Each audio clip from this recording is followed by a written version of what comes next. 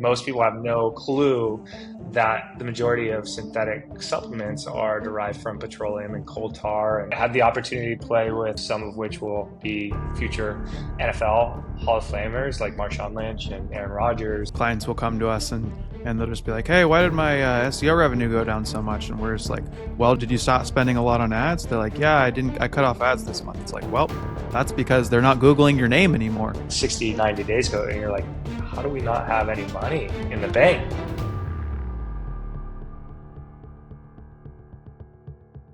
Hello again, everybody, and thank you guys so much for coming to ECOM Verified. Once again, the idea of this podcast is bringing eCom founders to bring verified information about their businesses, things they have learned along the way, people that they have hired, key skills that they learned in order to get their business to the place that they are at today. So today I have a very special guest with us, Chris. He is a former NFL fullback who has transitioned into the health and wellness industry. He co-founded a company called LyfeFuel, which is a plant-based nutrition company. And so after retiring as a professional football player where he played for teams like the Bengals and the Chiefs, he also explored various health-focused roles before launching his own venture in 2016. So, Chris, thank you so much for coming on today. I'm looking really forward to interviewing you. Zach, it's great to be here and privileged to be a guest on the show. Awesome, my man. Well, I mean, the best place to start, obviously, is your beginning years. Like, how in the world did you even get into the NFL and realize that you wanted to be a player in the NFL? I know that's kind of a broad question. So it's no easy journey, as you can imagine, to get there. The vision starts, I think for many kids, as it did for me, very young, at an early age. I started playing football when I was 8 years old. My dad had played collegiate football at Michigan State, and so it was always a dream that I had to, play big time college football and then, be lucky enough to someday play in the NFL. But just like staying healthy, the work ethic, being adaptable. My journey was fairly unique where I once I got to the high school level, I was actually a quarterback, linebacker, starting both sides on the ball, which is not very common. And then we won CIF my junior year, and then senior year. Quarterback, linebacker again, but they were also considering putting me at tailback. Mm-hmm. And so I think 2 games into my senior season, I moved from quarterback to tailback and was playing, again, both sides of the ball. Really excelled as a running back and led the county in touchdowns and was top rusher and all that.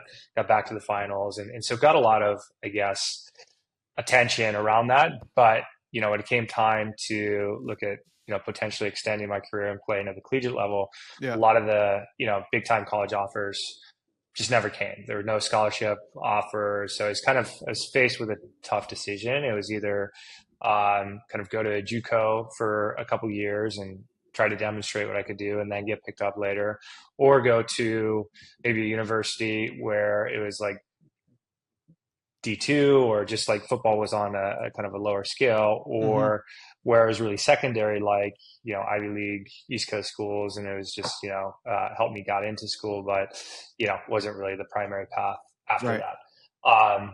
Or walking on to big university. And so I chose the last route. Berkeley had expressed a lot of interest in me. They didn't have any more scholarships to give out, but their kind of attitude and approach was like, hey, if you get in here, we'll help you get into school and all that. Obviously, extremely competitive academically to get in. So leveraging football to help get into the university was huge. But then, it was like, okay, you can have a chance to compete. And so when I got to Cal, I wasn't quarterback, I wasn't a tailback, and I wasn't a linebacker. They immediately put me to fullback, which is just more of a blocking position. And, how tall are you? Probably I'm 6'1". Oh, okay. And I was about 205 pounds, going into Cal. And most, Pac-10 fullbacks at the time were probably 240 plus. And so, just getting my butt kicked every single day. Really, it was real grind. I wanted to quit every day that I was there during summer camp. It was just like, what did I do? What did I get myself into? But you just keep going. And I redshirted that first year, and we had a terrible season.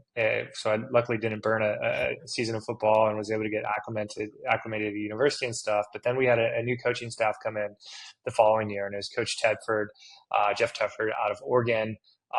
Really prolific offense that he was running up there. I had a lot of tenured quarterbacks that had gone to the league, and he came in and just kind of restructured everything and brought new life into the program.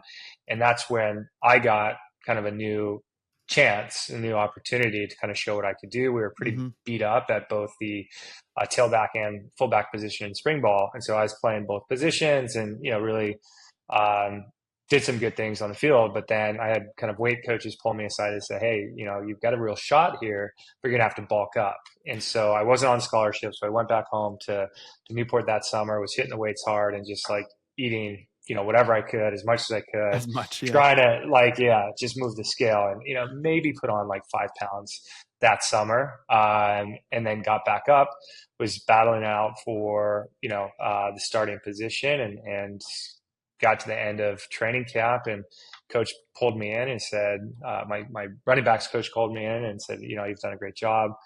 Head honcho wants to talk to you. So I go down and was like, shoot, what did I do? Did I get in trouble? What's going on? And then he's like, yeah, we're just very happy with everything you've done. We're going to put you on full scholarship, and you're going to be starting for us against Baylor. Let's make it happen. So, I had kind of envisioned maybe, getting a scholarship or just getting on the field by the time I was like a junior or senior. Just remember walking. We practice above the stadium, and so every day after getting my butt kicked, I'd have to look down at the stadium and said, telling myself it'll all be worth it if I just had the chance to like get on the field and run out of the tunnel in front of the screaming fans. And that was just super accelerated for me. So held on to that starting role for the next 4 years. It was a school record at the time, 52 consecutively started games, and Oh, nice. had the opportunity to play with, a bunch of amazing players, some of which will be future NFL Hall of Famers like Marshawn Lynch and Aaron Rodgers and a number of other guys. And, that brought a lot of eyeballs to kind of other players on the field. And, I was kind of part of that mix. And then that afforded me the opportunity to show what I could do, and then get picked up at the next level, where I was kind of resetting that whole process. I was an undrafted free agent, signed with Cincinnati, and just trying to earn my stripes, so to speak, to show what I could do, applying that same kind of combination of work ethic, football IQ, and just grit and determination. So. Yeah, I mean, I was actually going to mention that one of the things that you said that was the most important lesson that you learned off the call before when we were talking, you said that above all else, grit is the most important metric to achieve success.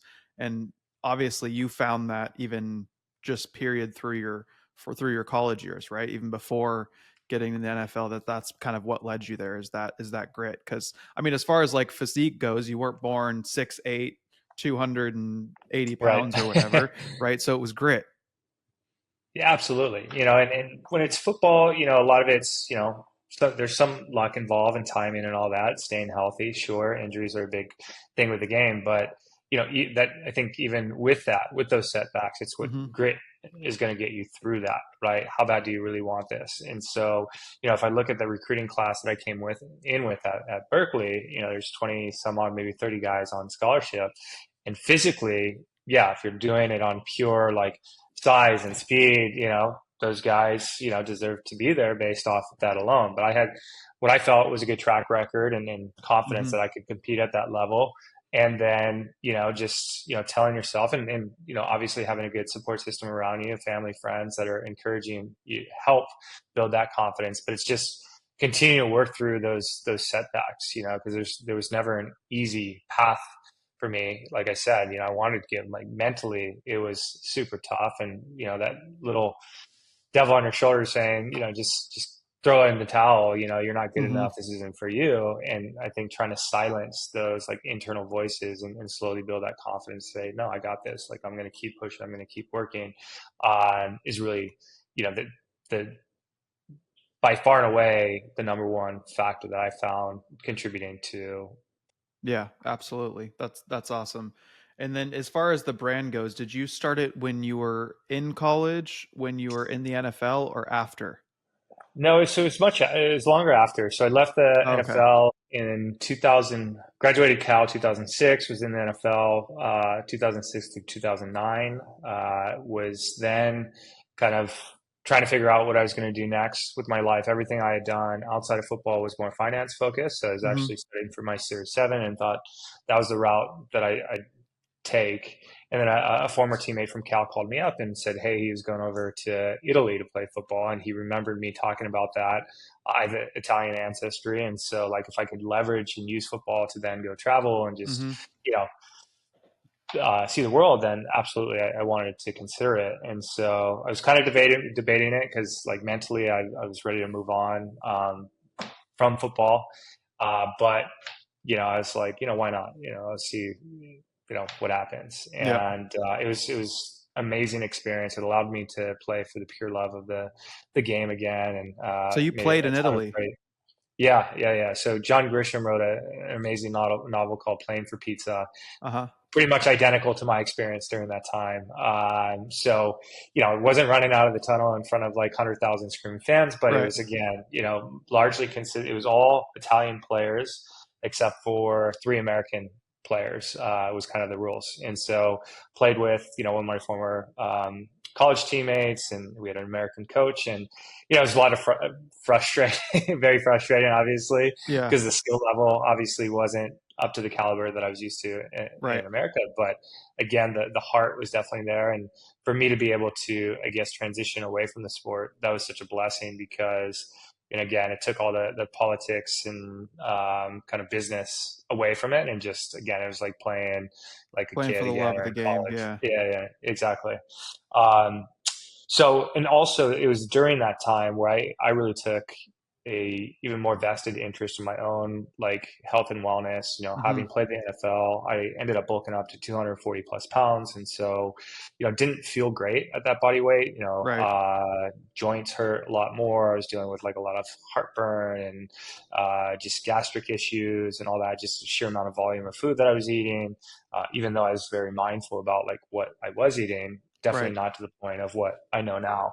And then looking at Italian culture and how mindful and kind of important, those meals are, and like the social aspect and just like the sourcing and quality of nutrients and everything else was just such a contrast to what I'd seen here in the U.S. And so Yeah. that kind of sparked something in me, which wasn't immediate, but when I came back, there weren't a lot of jobs in finance at the time. It was, the 2009, so Yeah. the financial crisis and everything else. And so I had the opportunity, a guy who I'd known from Newport, who had followed my football career. I was helping out, volunteered at a youth football camp. He came up to me and asked me what I was up to, and I said, I don't know. I'm trying to figure it out. And he had this niche business in the nutrition space on the Hmm. medical side of nutrition. And he was working as a medical device sales rep before starting this company in weight loss surgery. And at the Oh, wow. time, the clinical recommendation for patients undergoing weight loss surgery was to take Flintstones vitamins because they were the only chewable vitamin on the market at the time. So, and this was, well before the gummy craze and all the, Right. the stuff that you see now. And so they developed a line of clinical nutrition, specifically formatted for the unique nutrient needs of this patient population who, after going weight loss surgery, obviously you've changed your anatomy, you have a greater risk of developing nutrient deficiencies. You can't process certain nutrients the same way. And so this line of products was really the only business at the time dedicated to this space. And Yeah. so, it was a great opportunity. I learned a ton about kind of functional nutrition and like, the whole role of the way like nutrients get absorbed in the body. And over the course of, that time there, that business was, he sold it, the owner sold it to a company called Metagenics, Hmm. who is really, they've been at the forefront of like I guess, functional nutrition for quite some time, work with a lot of chiropractors, functional health coaches, and that sort of thing. They have a staff of, at the time it was like 12 PhDs. And so was able to really kind of just really immerse myself in kind of like the science-based side of nutrition and how they go about product development and looking at like natural occurring compounds and trying to, look at those in a similar fashion to, the way pharma companies, I guess, develop drugs, but doing this through all kind Right. of like holistic natural remedies essentially. And so I guess flash forward after about 5 years of kind of running the Western territory and, doing well with that, that business started to get more integrated to that larger enterprise, essentially becoming more of like a corporate conglomerate. And I was faced with a decision to take a promotion and kind of work in more like marketing and executive role there, Yeah. or, entertain something that I would started to kind of think about while I was still there, which was like the early stages of LyfeFuel and just kind of Mm-hmm. taking a more entrepreneurial path, which was quite scary. I was like, okay, do Yeah. I turn down, like this nice salary that I'm getting offered and like do this like huge thing that's completely unknown and I have no idea what I'm doing. Yeah. Um, Welcome, Fortunately, I welcome chose to the everyone's latter, and life.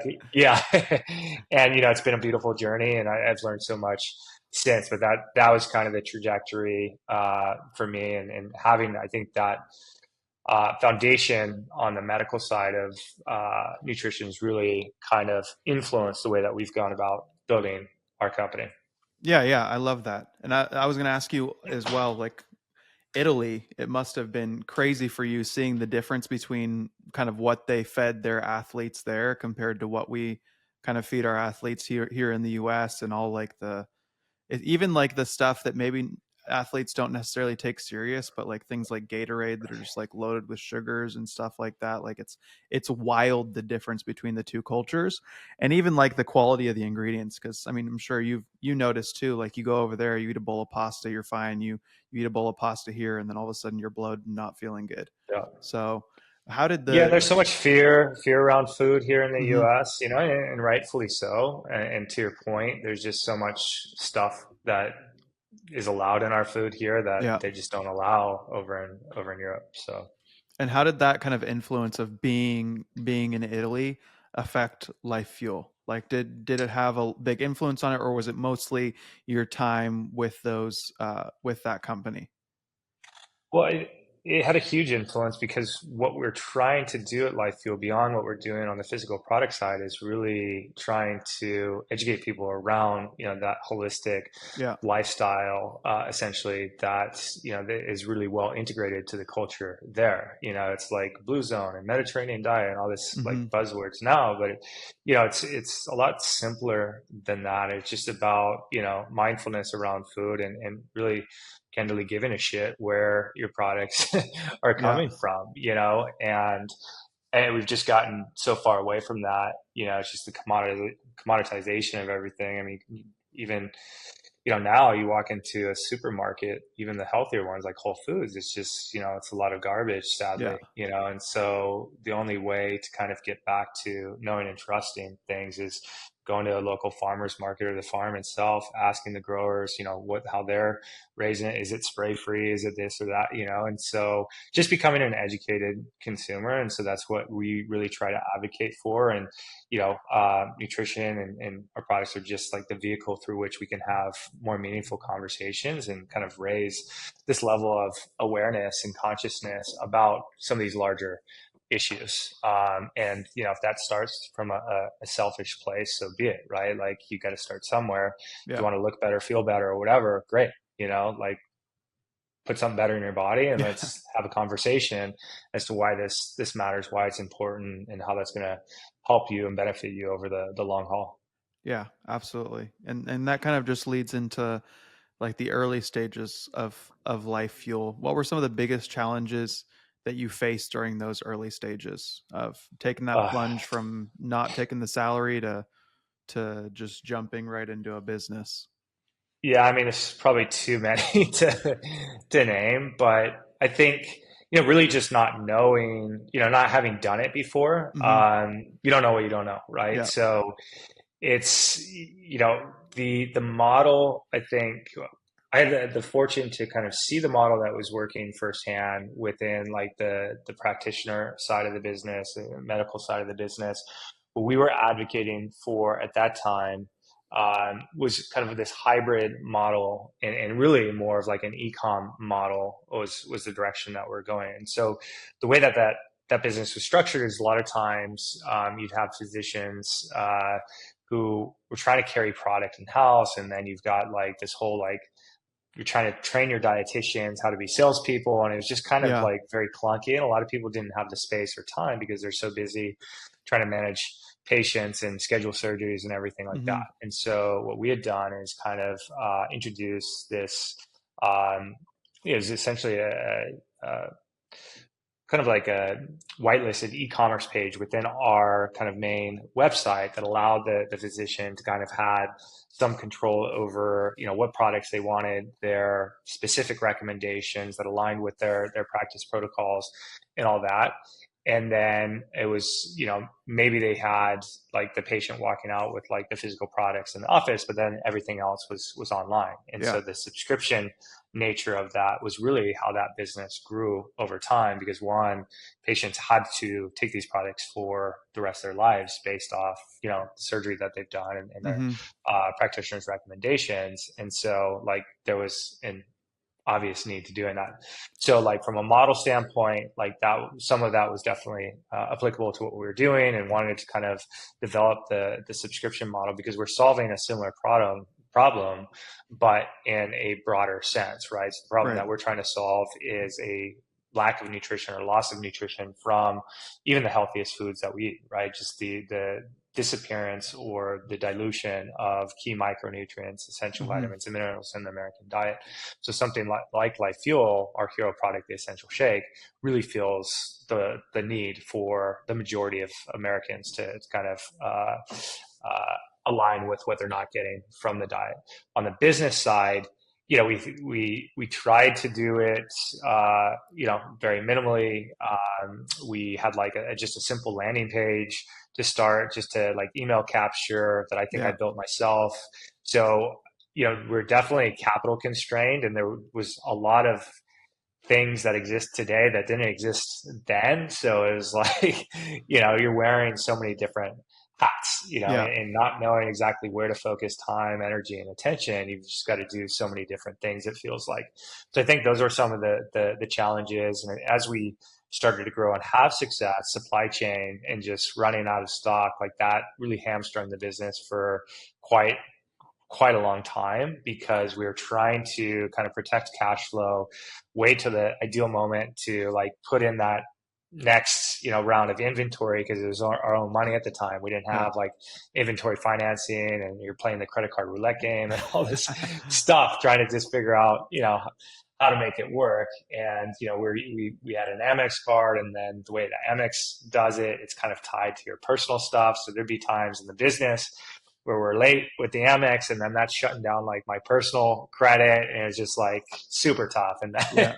that, so just like that cash flow management was definitely challenging, and then just knowing where to focus, and trying to keep inventory in stock once you do start to gain some momentum, especially on the Amazon side of things, because that was like hitting the reset button over and over and over again. It seemed like as soon as we started to Yeah. like build momentum, we'd run out of stock, and then we'd have like 3 to 4 month windows sometimes where we didn't have any products to sell. And so those existing customers would bounce, they'd go elsewhere. Amazon's basically throwing all your existing, Yeah. sales velocity in the trash, and it's just like super challenging. So we probably banged our head against the wall for a good 3 to 4 years, just trying to like get it to work, and finally just kept plugging away, and flipped the switch like a few years ago, where now we're on like a more steady growth path. That's awesome. That's very cool. And so for those that don't necessarily know what Life Fuel is, what's your mission? Obviously you sell products, and then you mentioned there's an educational piece to it as well. Give us a kind of a little rundown of Life Fuel. So our mission is really to empower people to live their best life, right? Live your fullest every day is our mantra, and so we do that through a combination of better for you, convenient products like our all-in-one nutrition shake, which a lot of people use to start their day, kind of like as a meal replacement shake. So you can think of it similar to like an athletic greens, but you're actually Yeah. getting protein plus all those same nutrients plus, you know, a lot of additional benefits. And so you're setting yourself up for metabolic success throughout the rest of the day.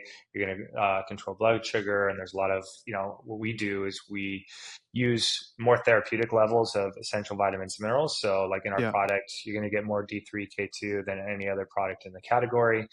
Why? Because that's one of the most at-risk nutrient combinations missing from modern diets. I think Right. it's, you know, 70% or more of the population is vitamin D deficient, and Yeah. even a greater number is insufficient. Magnesium, iodine. So a lot of these, you know, again, trace minerals that you just unlikely to get enough of through food alone, is what you're going to get in our essential shake. And, you know, to build beyond that, where we're trying to really move going forward, and we've got this in the product development pipeline now, is an updated formulation of that hero product. So we've introduced essential bars as well. It's the only bar I know of on the market that delivers 25 different essential micronutrients from 100% Oh, wow. real whole foods, meaning those micronutrients are not synthetically created in the lab. They're actually coming from things that you can grow in your own garden, pronounce and recognize, like pumpkin Yeah. and broccoli and spinach and kale, right? So we're doing that. There's been a lot of innovation in the space, which is exciting. So now we're in the process of using that same technology to keep that new real food synergy intact, and leverage that and include it in our shakes. And then every ingredient we're using is a lot more mindfully sourced in terms of like, you know, where it's coming from, but also the clinical efficacy behind it. So I think a lot of, you know, products in our space, they don't have the medical backing and kind of like that track record. It's just like, you know, mass consumer. And so like, oh, we've got this. And so therefore, you know, it's going to help your gut. And Yeah. it's just kind of like very superficial, but a lot of times there's not enough of any of those ingredients to truly make a market difference in health outcomes. And Yeah. so, you know, in our ingredient selection, it was very important to tie this back to some clinical studies that have been done, and really be able to speak to, you know, why this amount of this ingredient actually, you know, is going to help improve health outcomes, which we think is really important in the space. So, Mm-hmm. yeah, that's our approach. It's really around a holistic approach to well-being. The education side of things is really trying to build that community, and again, like just be I guess, a source of truth and support for people as they're kind of progressing through their wellness Yeah. journey. I mean, everybody's on a different path, and in terms of, you know, where they're at, what they're trying to achieve, what they're struggling with. And so we really believe in bio individuality. We're extremely diet agnostic. Like, even though our products are all plant-based, it's not about like a vegan agenda or, Mm-hmm. you know, being keto or, you know, like, again, I think that's, again, aligned with what you see over in Italy and Europe. They don't have this like diet war Yeah. culture, Like, you I'm know. vegan, It's I'm just like, carnivore, I'm, yeah, just eat real food. It tastes good. It feels good. You know, like it's ethically sourced. It's locally sourced. You know, that's kind of an intuitive way of eating. You know, yeah. and when you do that and you cut out all the, you know, the chemicals and the crap and the stuff that our food is largely infused with, you're going to see transformative outcomes. You know, both in, you know, physical, mental, emotional. Like, that's all going to start to come in line, and it takes time, right? It's not an over Right. like quick fix Yeah. process, but that's where kind of that system that we've developed in that community is there to support people beyond just like, hey, have our shake, have our bar, and, you know, it's going to work miracles Yeah. for you.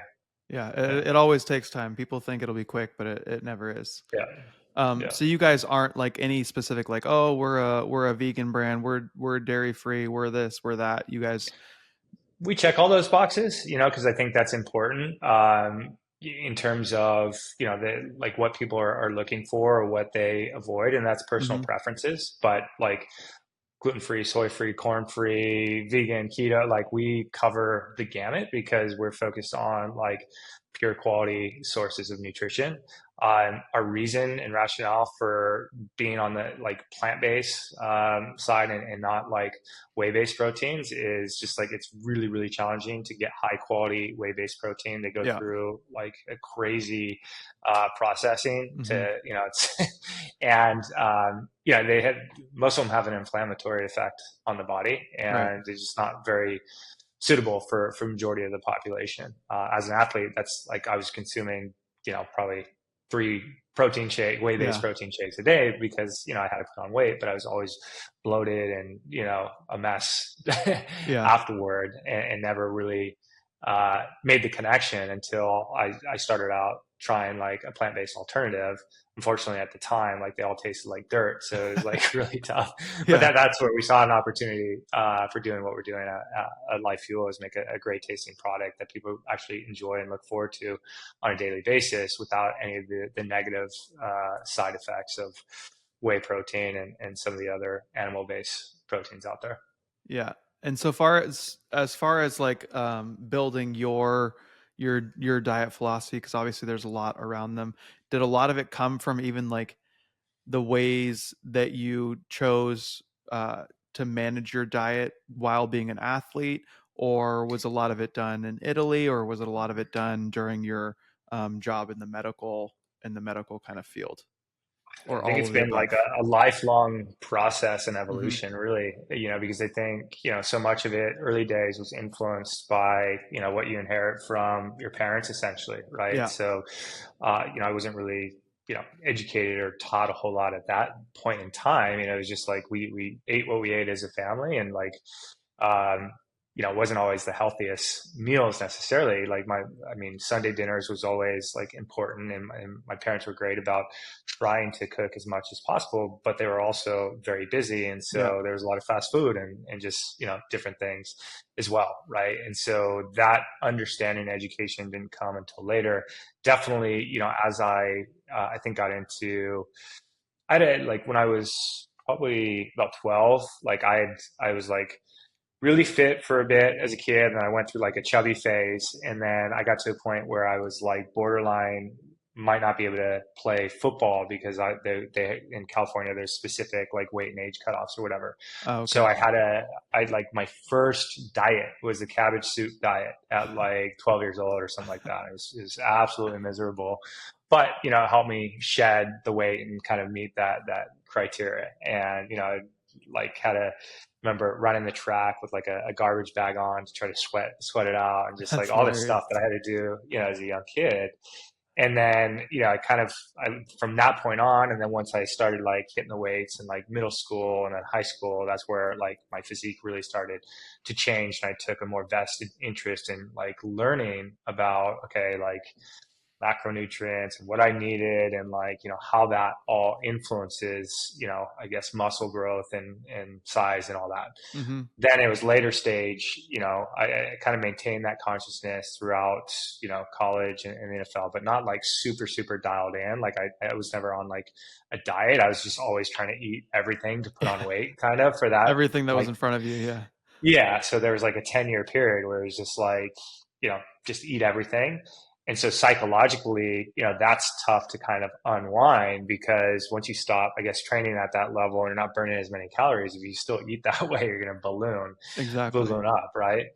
So that's where, I just bought like so many different like books on nutrition and bodybuilding and all this stuff, and just like was reading through everything, and putting a lot of these different philosophies to the test, just being like my own N of one experimentation. Did like the Tim Ferriss slow carb diet, and then like tried the paleo thing, Yeah. tried the vegan thing for like a short period of time, and like just try to kind of find what was like good for me. And what I landed on is just really kind of mindful sourcing high quality nutrients, like really understanding where my food comes from. And my wife and I have done a lot of traveling. So it's like just eating locally as Yeah. well when we are traveling. So it's not like meat's terrible or this is good. It's like it's all way too broad because it doesn't Right. take into all the different nuances, right? If you say dairy is bad, okay, what type of dairy? Like, are we talking Yeah. about milk from, these like massive feedlots, or are you talking about like raw, unpasteurized milk? Those two products, while they're both milk, have They're very different entirely nutrient different. Yeah. compositions, completely different. And so that's where you get into like the world of nutrition. you know, to make an apples to apples comparison, you have to really dig into the details and understand, a lot more about it. And that's where we think there's like a huge, opportunity in what we're doing, because I feel like the health IQ and like people are starting to ask these questions, Hmm. food, right? And you can't go on Instagram now without having completely polarizing ideas Yeah. of like, One the guy's same, telling you same need to be thing. vegan and stop eating eggs, Yeah. and And the it's other like, guy's like, okay, only eat eggs, and you're like, oh, yeah, dude. yeah. It's like, what do I eat? It's terrible. It's absolutely terrible. But, the, I guess that hasn't spilled over yet to supplements, right? Like most Yeah. people have no clue that the majority of synthetic supplements are derived from petroleum and coal tar, and your branched chain amino acids are human hair and duck feathers and stuff like that, right? Would be shocking to most people, but like Yeah. I don't think enough people are asking those questions yet. At some point, hopefully, consumers wake up and start asking, oh, is this gummy actually doing anything? I mean, it's got 6 grams of sugar and like 20 micrograms of adaptogens, but I'm Yeah. taking it for adaptogen. Like it's doing absolutely nothing for you. Yeah. So like, I don't know, but we'll see how that unfolds. I mean, there's so many marketing dollars at play to try to, kind of fight that narrative, but that is kind Absolutely. of, where we try to align is, and where we see a big magnet is just kind of like, hey, here's like the way we feel things should be done. It's a more intuitive approach, a more natural approach to Hmm. living and eating. If that, suits you, if that's something you're interested in, like we're here to kind of help, be an advocate for that, and help you go deeper on that journey. Yeah, yeah, I agree with that for sure. I mean, I've tried pretty much every diet out there as well. I've done carnivore, vegan, I've done it all, and for long spans of Yeah. time. And in the end, especially as I got older and started realizing that a lot of those things are kind of just trendy because they make money off of what they're teaching. In the end, I just Yeah. realized, like, yeah, what you're saying exactly, like whole foods, just have whole foods and be careful with the It's ingredients that you're eating, simple. and where you're getting It's your foods simple, and from. it's the easiest to maintain Hmm. over the long period. Like if You you can do it if you are anywhere. doing keto and you're not like, I've got a breath ketone monitor, right? Because I think when I was working at Metagenics, we probably launched the first medically supervised ketogenic program before keto exploded. So Yeah, we were launching like a medical keto program, and then I personally got into it, and I was like tracking my ketone levels through breath, because I heard the urine ones were not effective. yeah, So it was like super deep into it. Um, and can it work? Sure, it can work, but like it's not sustainable for a long period of time. So there's like all these other factors that you have to take into consideration, like the social impact. Like okay, my buddy's going to call me to go out to dinner, and I can't have 90% of this stuff on the menu. Like that's no fun, like so, you gotta, but focusing on the quality and the sourcing, like by far and away, that's the best approach. 100%. Going back more into the business side of things, I'm sure the product development was quite a monster for you guys, as far as like not only sourcing it, but finding out the right recipe and then finding the person that could do it for you at the mass that you guys needed to do. How was that journey? How were you guys able to maintain the quality and the consistency and all that kind of stuff throughout the growth and even Yeah, the early super. years and finding it? Super challenging, right? I think the early days of just kind of bringing it to fruition was probably the one of the most challenging, right? So Hmm. the I guess the D2C space of today didn't exist, No. over a decade ago, when we were starting, Right. right? So, you know, the manufacturing space really was, commanded by these much larger, brands essentially, Yeah. right? And much less saturated market at the time as well. And so when trying to get a manufacturer to run the product, usually they wanted like a pretty big SKU commitment, like maybe Yeah. thousands or tens of thousands of orders, and we're going, like, one, we don't have the capital to do that right now, and two, we just don't know, like we're, a new company, we don't know if we can sell this or not, right? So we we were very adamant about trying to do like an MVP with like 500 units, and so as we were knocking on the doors of manufacturers, we just kept hearing no, no, no, no. Mm-hmm. Um, we eventually got lucky, and I think through a friend of a friend, like he was kind of able to he had industry experience and then kind of left to go to a new manufacturer, and then he was kind of like head of biz dev, and then he was able to kind of champion that Mm-hmm. for us and really help us get our start. But even before that, it's you go from like a paper formulation into kind of manufacturing, and at the time, they were still trying to I wasn't as well versed as I am now about that whole Yeah. process and like the sourcing of nutrients and kind of their synergy with one another and all that. So what I had done was, what was the catalyst for us getting started is when I was at this other company, um, as sales reps and going around and educating practitioners and their patients and all this stuff, we kept hearing this recurring theme about poor compliance, because patients would have to take, probably about 5 or 6 or 7 different products at different times of the day just to meet Yeah. their baseline nutrition needs. They needed to get their protein in. They had to take their calcium. They couldn't take calcium with iron because they compete with nutrient Yeah. absorption. They had to get B12 and thiamine and all this stuff, right? And so the company had a like most supplement companies had like, all these different SKUs, right? Individual products kind of built out for, you got isolated B12, you've got a multivitamin, you've got, your protein shake, all these things.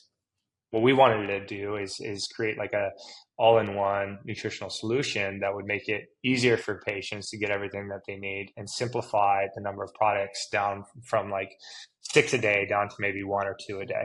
Yeah. There was some initial resistance by management because that would effectively cannibalize a lot of those existing Yeah. product lines. And so even though it's the best thing for the customer and the patient, like, from a business economic standpoint, they didn't want to do it, or at least not right away.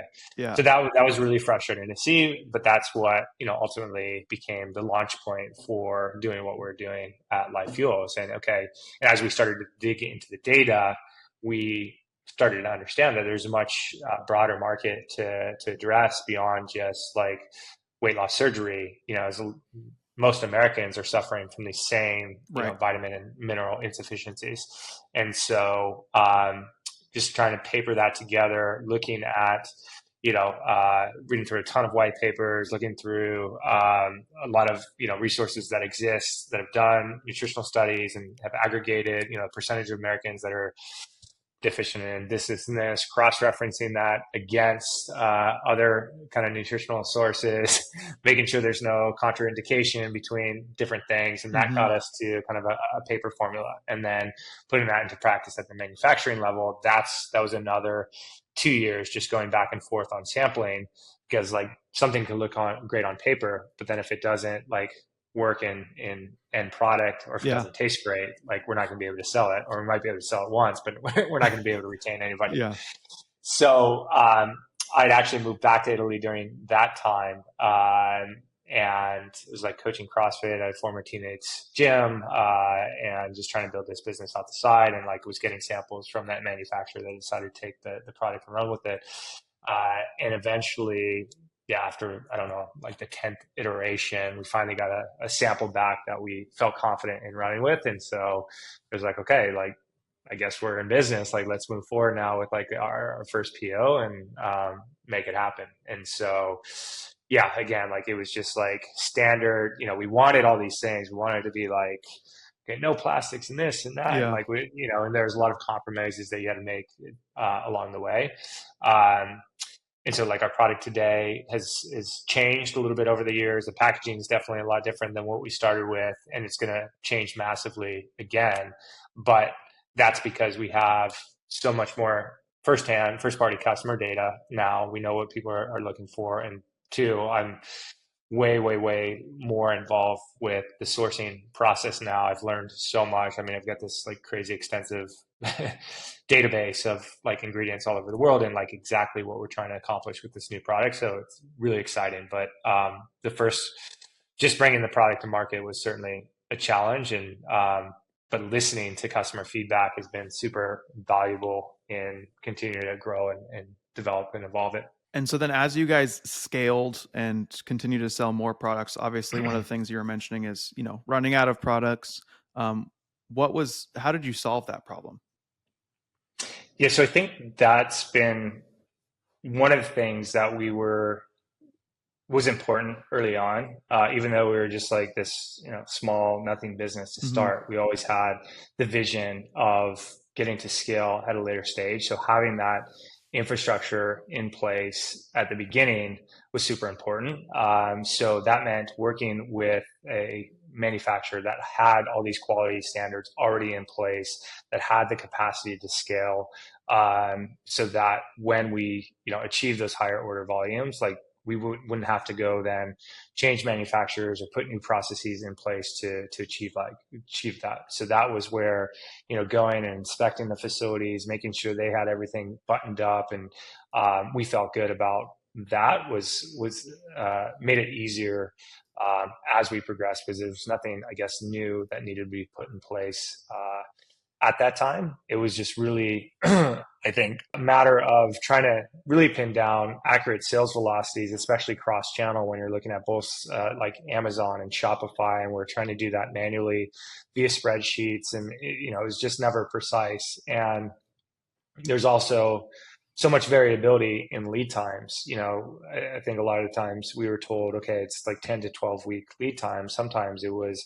16, 20 or more weeks. And so that, is often catastrophic to the business, because if we're planning on 12 weeks with a 2-week buffer, we go, another 3-4 weeks beyond that, that's just like time where we have no product to sell. So that was really the challenging part. And, I think the big challenge was because, right now in our product, there's probably like 20 different like ingredients essentially that we need to source. And so learning the complexity of that at a manufacturing side, and like the challenges that can occur, like if one ingredient we can't source it due to whatever reason, that puts the whole project, on hold. And so really, that was like the biggest learning lesson, and something that we've been very mindful about developing this new formulation is not overcomplicating it, and making sure that, there are some very unique things that would be hard to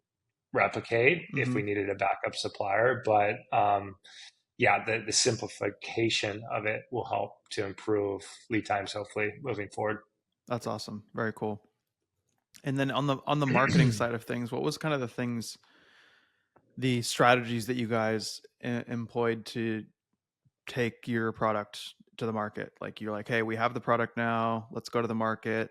I mean, back then obviously is very different than now. What were kind of some of those initial strategies?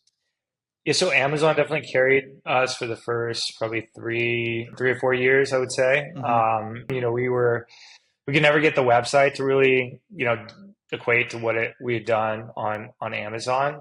So we're constantly kind of tinkering with that, trying to figure out conversion rates and, what is the bottleneck here. And it was tough, right? Because you have finite resources, and you're expending resources both for Amazon growth and trying to, get your, primary website going simultaneously. And it was just, it was a lot to try to manage and grow.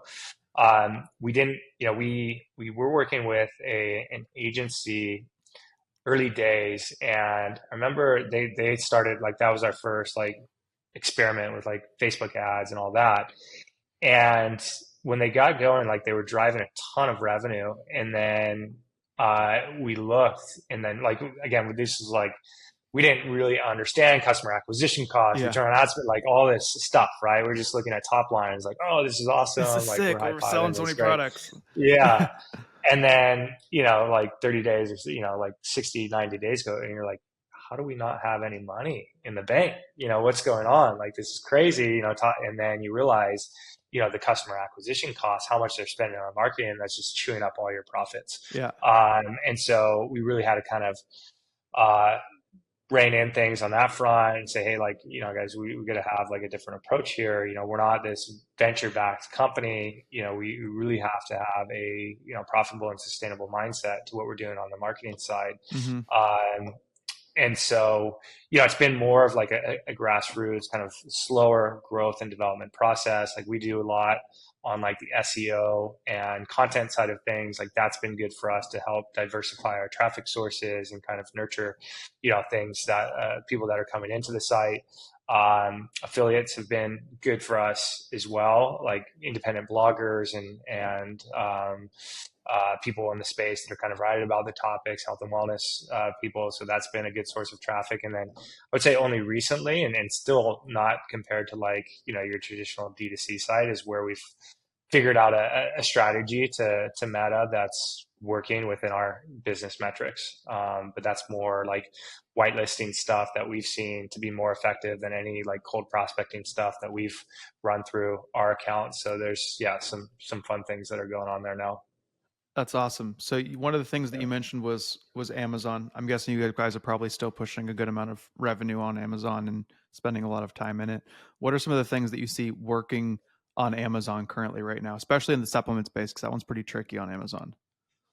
Yeah, it's gotten more and more tricky, with all the regulations that Mm-hmm. Amazon keeps coming out with, for our category specifically. They now want testing for, any weight loss adulterants, and, they're just constantly making you jump through hoops. Yeah. So Amazon is now a secondary channel for us. Oh, Our awesome. Shopify platform, is probably 3, 4x what Amazon does for us, which is great. So a lot of the resources are mostly focused on Shopify because we get better, visibility into, customers and better You get retention their and all that data, stuff. everything. Yeah. I mean, for Amazon, like they're Amazon customers who happen to buy our product. Like we don't get we don't get anything on them. We don't know who those people are, why they're buying, or any of that stuff. It's still an important channel for us, but we've definitely de-risked the business away from Amazon to some degree. Um, I think it's super tough. It's super competitive. It's really challenging to know how to grow on Amazon. I think, one thing that we might want to do is playing around with like a intro offer, like a sample box or something that brings the price point down, which might be more in line with kind of like product discovery. And I think that could be a great way to leverage Amazon. So I know that you mentioned that Amazon was a good bulk of your growth during the early years. Is that still something that you're focusing on now? What do you see working on Amazon in 2024 beyond? Yeah, it's still important to us. We've got a team that now manages or helps to manage the Amazon side of the business for us. I think early days, like I was intimately involved in Amazon and looking at, all the different ways to potentially rank and grow on Amazon. And so I think, it's definitely helpful because Yeah. we kind of deployed a lot of tactics and strategies and took a lot of those mastermind courses and all the tricks and stuff. So, now I'm just like, yeah, I mean, it's like it drives revenue for us. Like we're like hold our kind of marketing team accountable for like bottom line profitability on the channel, and all growth is really more focused on what we're doing on Shopify because it just seems so difficult and really just so risky to continue to invest on Amazon as a channel. It's just like a fraction of what we're doing overall, and Yeah.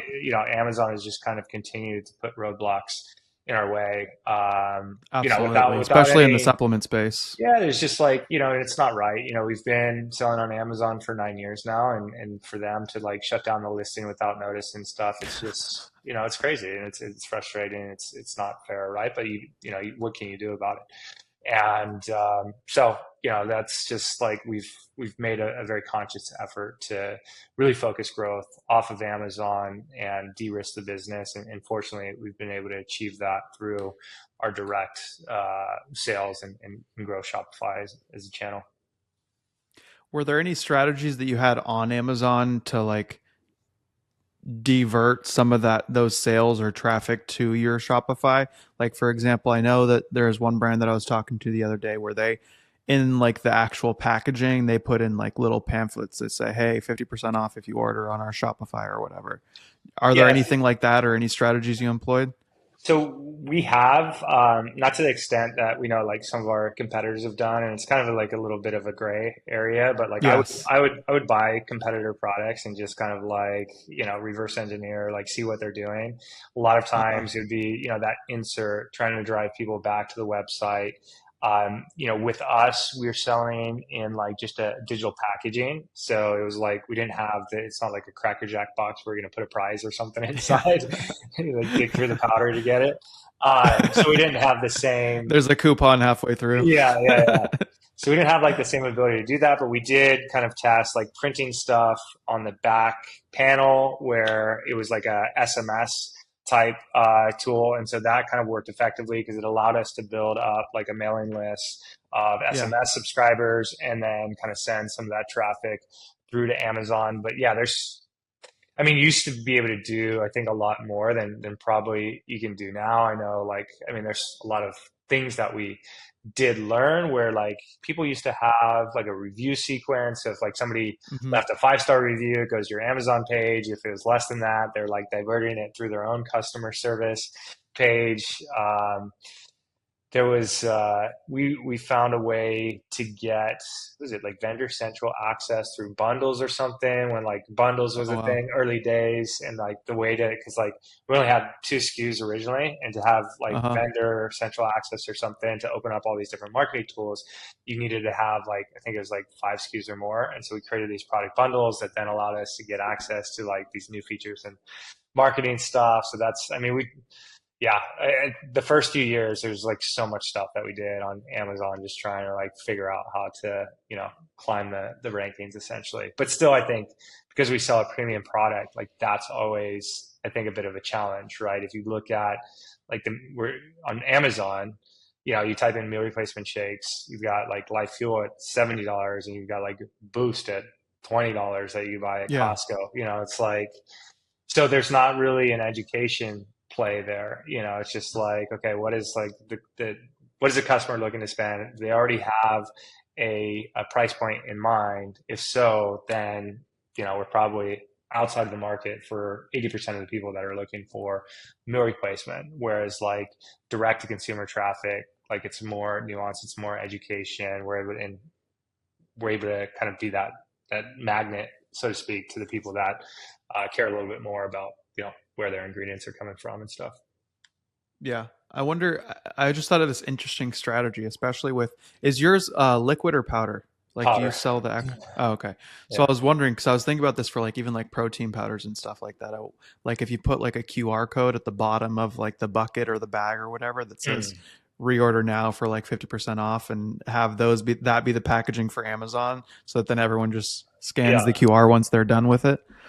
yeah, That's exactly. interesting. Yeah, and I think That's that's fun. the best. That's probably the best strategy, I think, to leverage Amazon, and then try to get that to work back to your site. So some sort of QR experience or insert or whatever that's driving the traffic back.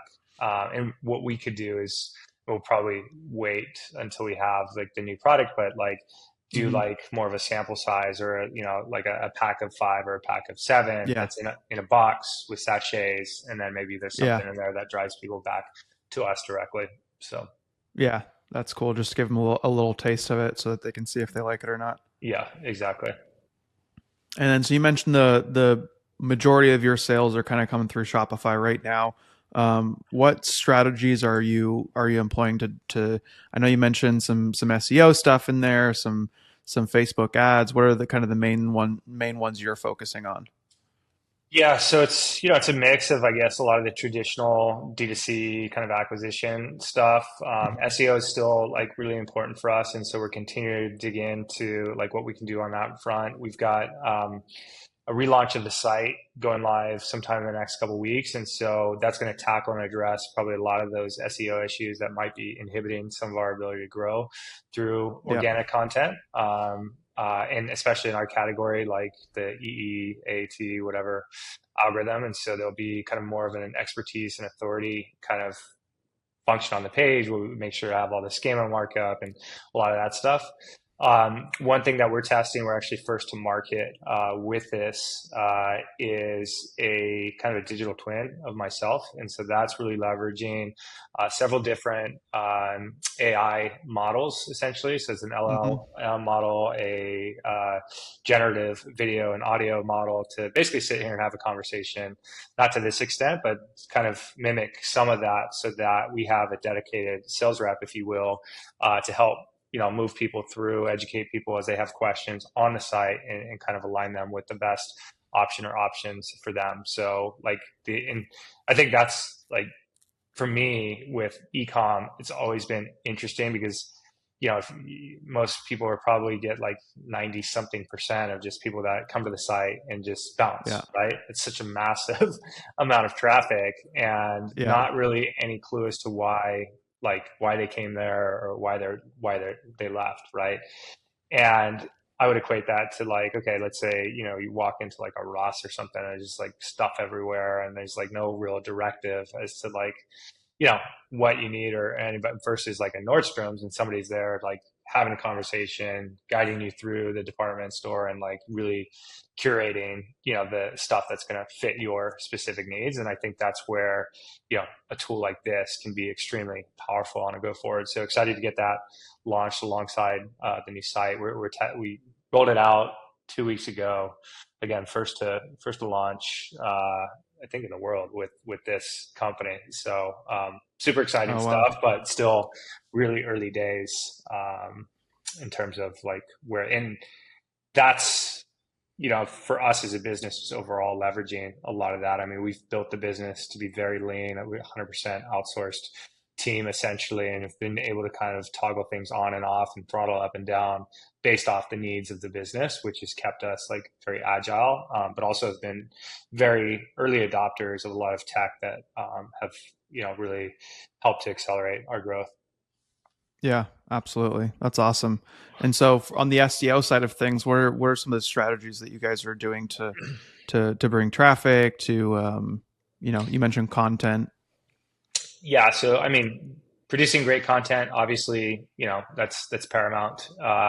So, I actually work with it's myself and a copywriter and researcher. So, like, we'll kind of formulate topics based off, relevant topics, but also like buyer intent keywords and different topics, I guess, associated with what we're trying to accomplish as a business. We take like a very research based approach to that, spin up the content, and then after the content's published, obviously, getting it seen and ranked is a whole nother thing. And so it's, we've looked at some stuff in the past that like aims to replicate, like, because I guess Google's algorithm is technically open source. And so they've kind of duplicated like Google. And so you can kind of test like different things to see how it might rank in Google. So we've looked at that in the past, but I think it's, a combination of great content, proper backlink structure. The question is like, how many backlinks do you need to outrank, Mm-hmm. people that are ahead of you? So that's an area again where we had a conversation this past week. Former SEO agency that have now kind of like they're pivoting away from being like a hands-on human-based agency to leveraging AI to do a lot of this stuff. So intra-site linking, we'll still take like a very human based approach to the content. We want to make sure Yeah. that's like on brand and well researched and all that. But a lot of the other things related to SEO and even the backlink buying process, we'll probably be handed off and working through those AI tools because it's such a crazy, like what is a backlink worth? Like the marketplace for that is so crazy and irrational sometimes, and it's tough to really know. So hopefully with the AI we can get smarter and more strategic about some of those things. Yeah, absolutely. And then as far as Facebook and stuff goes, you said you mentioned some strategies that you've kind of have done there that helped you get, some profitable returns from it. Yeah, so one of the things that we're now it's sending traffic to a landing page using like a whitelisting strategy, essentially. Mm-hmm. So whether that's through a content partner or an influencer or something like that, that seems to it's definitely outperformed stuff that we've done historically just on cold prospecting through our own ads.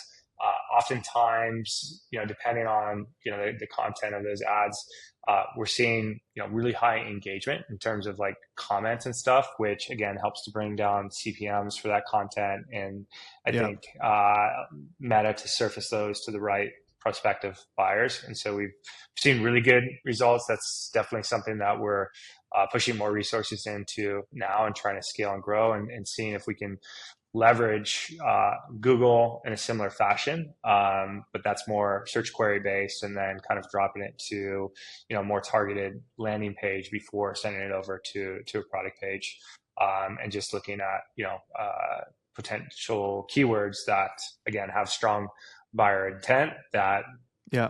would help bring traffic to the site that's likely to convert.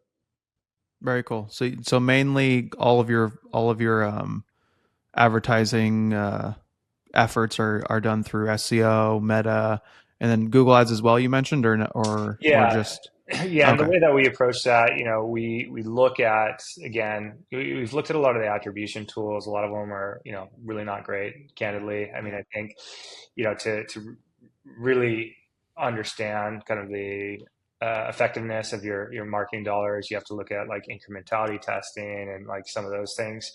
Um, we are looking, or our media buyer looks at what Google's reporting and what Meta's reporting, and we've done some deeper dives in terms of like data science to see if there's like a really strong overlap between these two channels, or are we getting like independent kind of buyer pools from each, and so far it seems that they are more or less separate. There's some correlation, but not like super strong overlap. Where there is strong overlap is with our email marketing, right? So regardless of Yeah. whether somebody comes from Google or Meta, email marketing is doing a tremendous job of kind of moving those people into a buying experience. So yeah, we've kind of shifted more of the budget over to Meta recently and away from Google. But now we're going to Hmm. deploy some new tests on Google to see if we can, also start to capture more market share over there. And so what are some of those things that you're tracking to measure the effectiveness of those strategies? Or like how are you guys doing that and going through the process? Yeah, so we look at um, obviously customer acquisition costs, is Hmm. important to us. The overall marketing efficiency ratio. So that's something that I track closely to see how we're pacing month to date versus month prior, and bottom line profitability. Um, the I guess other KPIs would be on landing pages and some of those things, right? So that's, I think, the next challenge for us is trying to kind of like unify this funnel more clearly, so we understand where to really hone in our effort. Is it on the Yep. ad side? Is it on the squeeze page or the landing page side? Or is it on the product page side? Right? Because it's tough you can't do that all at once. You really got to kind Right. of look at specific things. So if we're trying to optimize for conversions, we need to understand, okay, where's the breakdown in that funnel, and are we paying too much for views on Meta, or is that something that we're comfortable with, and it's like we're losing them once they get to the landing page? If so, like what can we do on the landing page to get them through to the product page? And so we've done a lot of this, I guess, internal testing, and just continuing to kind of look at and strategize around Yeah. different stuff that you can do. But like the surprising thing with this flow that we have now is it's really the creative aspect is not super. It's nothing like crazy. We're not dumping ton of money into like UGC stuff that we were doing before with Yeah. all the cold prospecting. It's pretty simple, and it's again, it's using that educational piece to drive people to like a content site, something that you'd read in like Forbes or Entrepreneur or whatever, to showcase like our key value props, and why, somebody should pay attention to this. And so kind of leading with that education as opposed to straight to product has been, I think, the big advantage with that funnel. I love that. That's awesome. What's kind of like the cost per purchase that you guys are looking for to acquire a client? Yeah, so I mean, it's way less aggressive than what we know our competitors are comfortable with. Right. That's just based off how we've, decided to grow the business. Like we haven't gone out and raised VC money or, any of that at this point. So we are, um, bottom line profitability minded. We try to work on a break even standpoint. So if we can break even on first sale, then that's a great position because we know like the Yeah. 6 and 12 month LTV. That's where that residual income has been massive for us on Shopify, which we don't, we've got subscribe and save going on Amazon, but we haven't seen that residual revenue stack up the same way that it has for us on Shopify. And that's Right. largely due to like all the lifecycle marketing stuff that we can continue to do with that existing subscriber base that we can't do on Amazon. And I think that going back to, tinkering with the site and thinking about what to do is like we have, you know, what we did is like we had subscription like automatically toggled on. So the customer has to, make a conscious effort to say, no, I don't want the discount. No, I don't want the Yeah. replenishment, and so you're kind of like, using consumer psychology because people, are more adverse to losing something as opposed to getting something, right? So Yeah. by taking something away, we're seeing about 80% of our new customers opt in for subscription. If they cancel, they Oh, cancel, cool. no big deal. But like, the long tail of that is that our business is continuing to grow month over month just off that repeat revenue. And we're still at a point, we're not like, you know, full throttle on like new customer acquisition.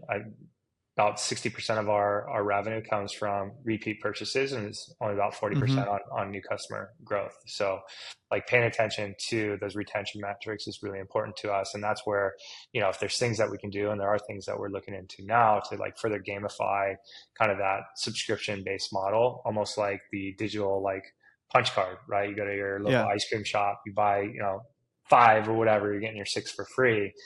Doing stuff like that around subscription and like saying, okay, maybe you get like on your sixth one, we're giving you a free hat or a free, maybe you're getting another 10% off or whatever.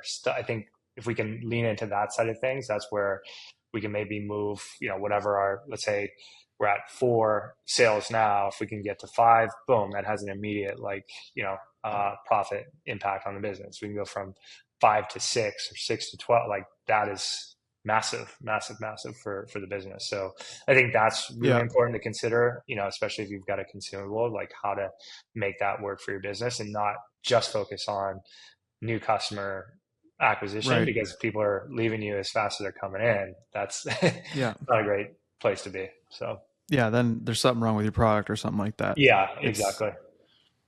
it's interesting because we have a partner that has like a meat subscription box, and one of the sales that we ran with them for July 4th, um, was they were doing 100. It was $100 off their purchase, but they spread out the discount. They spread the discount out in 3 purchases.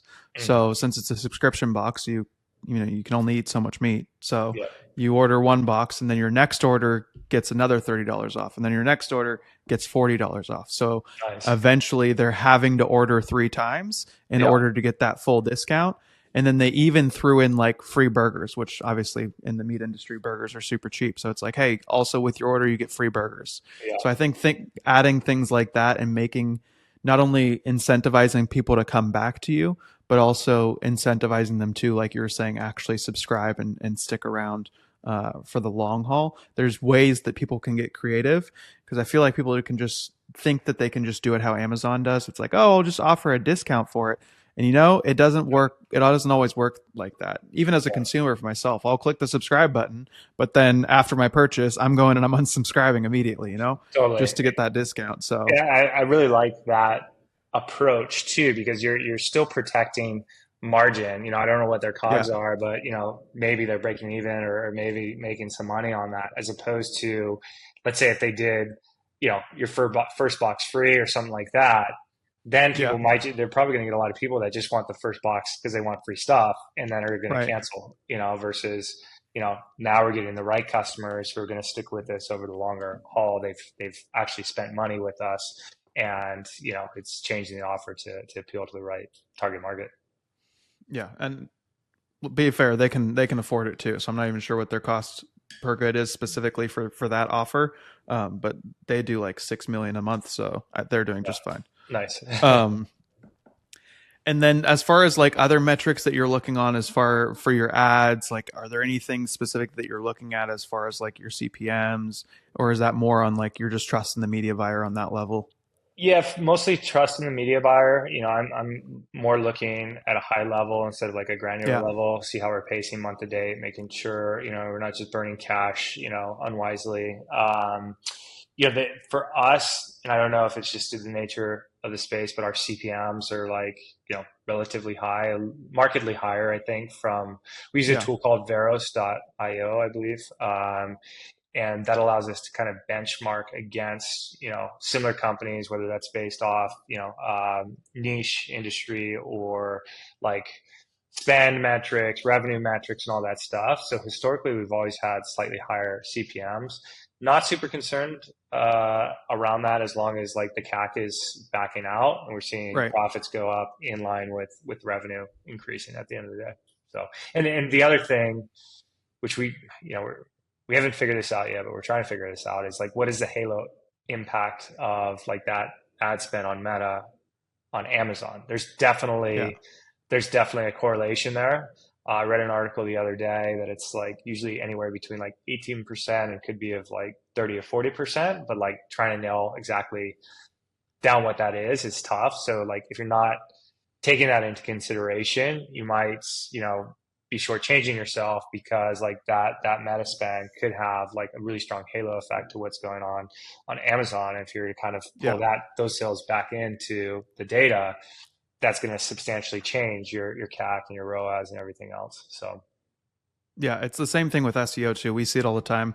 Clients will come to us and they'll just be like, "Hey, why did my SEO revenue go down so much?" And we're just like, "Well, did you stop spending a lot on ads?" They're like, "Yeah, I didn't. I cut off ads this month." It's like, "Well, that's yeah, because they're not Googling your name anymore." exactly. So that's one of the big things that we focus on is making sure that people, especially on Google, understand the difference between like non-branded and branded traffic from Yep. Google so that they can see like, hey, this is how much you're actually making from branded, which doesn't matter. It's not you're going to get Right. that no matter what. Same thing with Google ads. You're going to get the branded traffic no matter what to the non-branded. So Yeah. there's definitely a cross pollination there for sure. Yeah, and I think Meta is now rolling this out where they have a better way to segment out that new customer acquisition cost Yeah. versus just all. Because even if you are doing, let's say, broad-based targeting with exclusions of existing customers, it's still imperfect, right? Like there's a lot of 100%. retargeting involved in that. So having that as a driving metric, and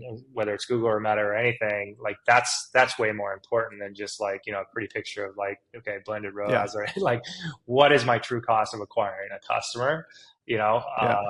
So yeah, trying to get more granular details around what that number is, and using that as kind of like the driving metric is key. Yeah. And then what's your percentage of like returning customers since you guys focus a lot of attention on that? It's about Or what would 60. you like it to be at ideally after? Yeah, so 60% of our web, all of our traffic is returning customers Oh, currently. awesome. Yeah. Very cool. That's very cool. Or is that, I mean, obviously you always want to increase that, but are you guys happy there or? Yeah, well, I think the overall percentage is we're comfortable, right? Because, Mhm. I'm not so concerned, I guess, about the absolute value necessarily because we want to keep growing our new customer acquisition. So even if that Right. number dips down, maybe that's because we're doing a better job of new customer acquisition. And so the overall Yeah. percentage of traffic changes from like 60 to 50 or whatever that is, which is fine if we're in that kind of accelerated growth path. What's more important is like the customer retention, which is not Right. necessarily indicated in our repeat traffic because let's say somebody's on subscription, they may never need to come back to the website, right? Everything should just True. be through either email or, unless they have to, cancel or change or something like that. That's when they would probably be a repeat customer back to or repeat site visitor at that point. So ideally, we would see kind of that the long tail continue to increase. We want to see the number of orders that somebody has with us over a specific time frame continue to increase, and then yeah, that overall number, like I think between 40 and 60%, like that's probably a good range for us to be in. Meaning if we've got like all this stuff firing on all cylinders with like the new customer acquisition as well. Yeah, absolutely. As far as like 2000, end of 2004 and beyond, I know that you mentioned that you're going to start using some stuff with AI, a digital U, even with some SEO AI stuff. What are other strategies that you think are kind of cutting edge that you guys are either using now or looking into? Yeah, so I think on the growth front, we are, in addition to like the AI stuff, which I think is potentially massive. We will push more into influencer and affiliate. Influencer more Mm-hmm. of like a performance marketing channel for us, not necessarily awareness. So if we can expand the pool of partners on that front, I think that will have a massive impact on the business. I mean, the handful of partners that we have now have been phenomenal for us. So it's just finding, not huge volume, but just the right people that can really kind of push this Yeah. narrative forward would be huge. Um, yeah, I think it's really just continuing to do more of what we're doing now. But then I think that the product improvement side of things, what we have coming down the pipeline with that, so it's updated and refreshed packaging, the new formulations. So I think by creating a better product, we should see the retention go up and improve further, and then really leaning into those key value props and probably going more aggressive with some of the, I guess, strategies that we've currently deployed on that front should be Mm-hmm. pretty effective for us. So yeah, and then I guess based off resources, that's kind of will be contingent on what other things we decide to do. But I think we'll still be in that kind of performance mindset that we want to be able to kind of tie it back to some sort of ROI, on Yeah. those marketing dollars, not just doing things for the sake of doing them, but like understanding kind of what the net impact is on the business and our growth path. Yeah, absolutely. It's kind of a loaded question, and I'm sure you have more than one answer to this. But if you were to kind of go back and do something differently when starting your brand, when in the middle of your brand, whatever level it was at, what would it be, and how would you do it differently? So I think what we would have done differently is just focused on a single channel to start. We wouldn't have focused Yeah, on trying to do Amazon and Shopify simultaneously. I think we would have got it to a specific threshold and cash flow that we're comfortable with, whether that was Shopify or Amazon, and then think about deploying those resources into the next channel. yeah, I just think that we were too diluted in turn and capital constrained to try to do it all across the board. And I think that's really important for first time founders, early stage businesses to understand is, okay, what resources do you have? Just because you hear like all these marketing gurus and people talking about SEO and meta and this and that, yeah, like it's just overwhelming and impossible to do it all. And so, yeah, I think that the advantage, I mean, that we have now is that, I was like really in the weeds on all that stuff early days because we didn't have the money to go like employ a bunch of people to do all these things independently. So I've yeah, learned a lot, and that also taught me a lot in how to hire for those roles as we've grown. So yeah, get in the weeds, focus on a single channel, understand like where your strengths and values are, and really lean into that as much as possible, and don't think you got to do it all, out of the gate. yeah. Because I think it's that's like super important. it's always crazy to me to see, a lot of people will celebrate how many times they run out of stock, to try to create Yeah, this like false sense of like demand. But it's like this yeah, like it's like the worst problem to have that I've experienced. Like running out of stock, yeah, especially with like a single hero product or a small catalog, is just like it's never a good situation. You've got pissed off customers, you're stagnating growth, you're running out of cash. It's just like losing momentum. yeah, Yeah, yeah, it's not good. So it's always comical when I see, oh, sold out like 15 times. Okay, that means you got a supply chain issue that needs to get yeah. That fixed. means you have some issues in your Yeah, business. That's not a good thing. yeah, yeah. What are some of the key hires that you've made, or things that you think that are people that you think are very important to hire? Yeah, so we don't have any full-time employees at this point. So Mm-hmm. we've consciously chosen to, work with independent contractors, boutique agencies, and various people along the way that have helped kind of propel the business forward. I would say our two customer service reps have been instrumental in the business. They've really taken, Yeah. again, there was a point in time when I was fielding all that stuff myself. And so I think it's just like, often an overlooked piece of the business, but so, important, especially as, things come up, is like having confidence in a team that can handle that side of things. Our email team has been phenomenal.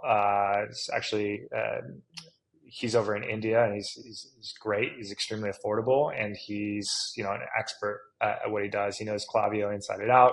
He's Awesome. been able to design, develop, like he does it all. So that's been great. And then the dev team that I've used is it's actually development as a service. The name of the company is GrowMoto, and Mm-hmm. it's pretty reasonable.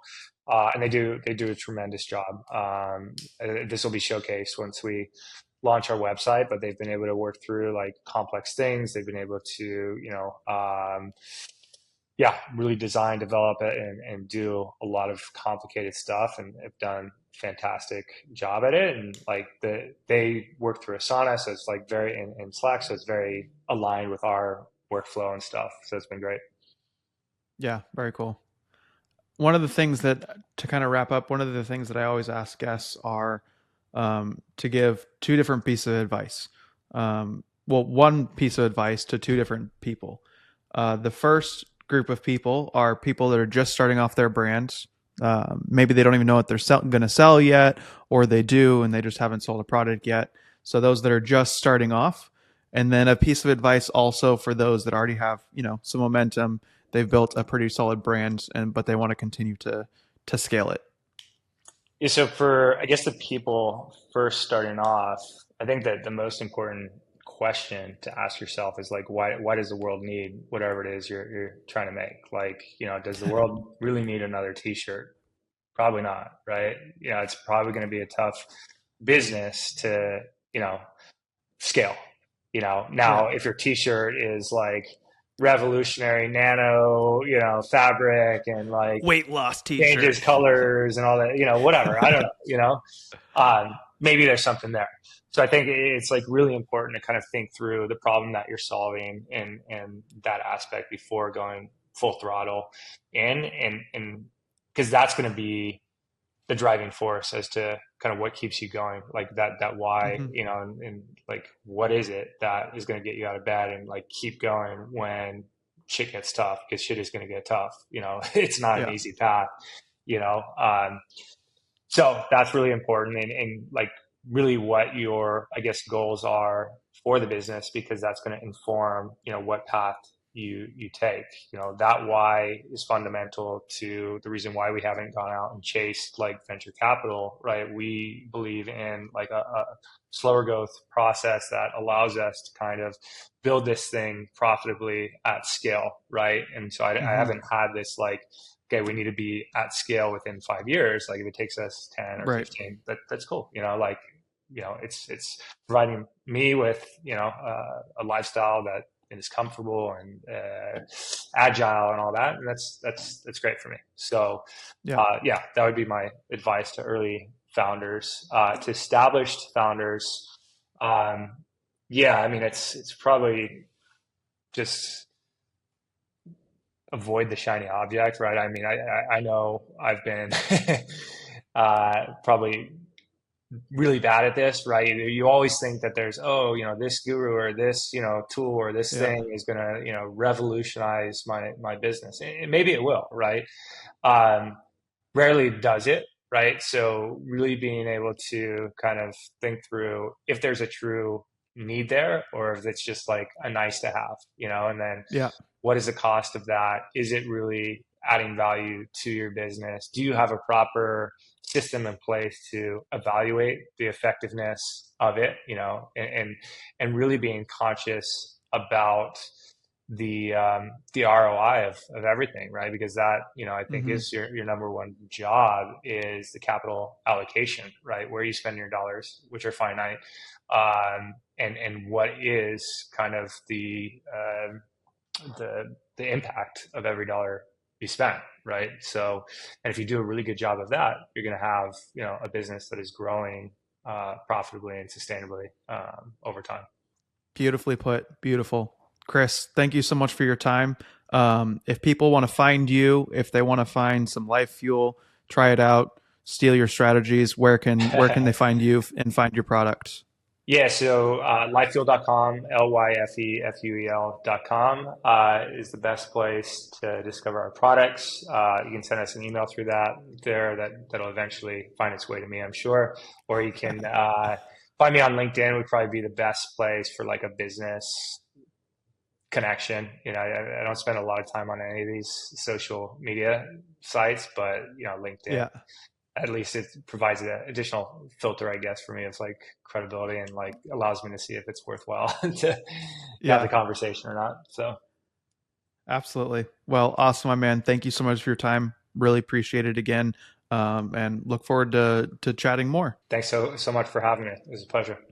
Thank you guys so much for listening today. Once again, this is ECOM Verified. I'm your host, Zach Schubert. We've done over 140 million on SEO through Google.